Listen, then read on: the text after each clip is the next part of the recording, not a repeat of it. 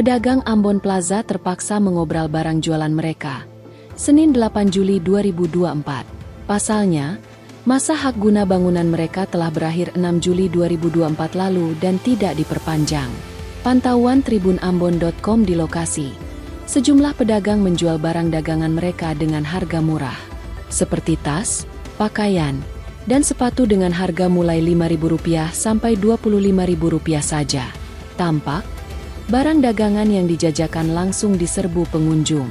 Salah satu pedagang, Nelly Erawati mengatakan, mereka terpaksa menurunkan harga jualan lantaran masa HGB mereka tidak diperpanjang.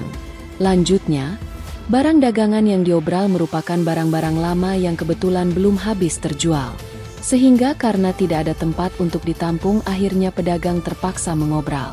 Diberitakan, pusat perbelanjaan Ambon Plaza digembok oleh pihak PT Modern Multiguna pada Sabtu 6 Juli 2024 malam. Penutupan ini dilakukan dengan pemasangan gembok dan surat pemberitahuan yang ditempel di lokasi.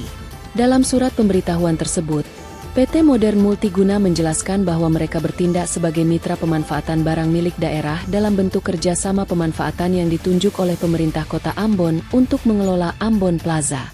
Yang lanjut jadi dong obral dong barang-barang, artinya kalau kayak katong yang ada lanjut itu kan sebagian yang barang-barang yang stok lama sudah katong obralakan semua gitu. Dengan harga yang berapa kisaran? Satu piece ada yang 20, ada yang 10, ada yang 50. Dia rasa rugi gitu. Hitungannya tuh suka tuh punya keuntungan itu sudah tuh jadi katong apa aja ya, daripada saya jual akan saya jadi uang per katong lagi tuh sudah lebih katong jual akan saja. Hitungan katong sudah ya apa berbagi lah.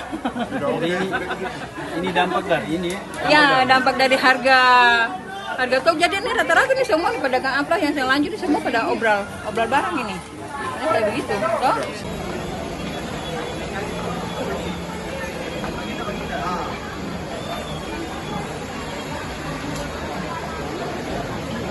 Download Tribun X sekarang, menghadirkan lokal menjadi Indonesia.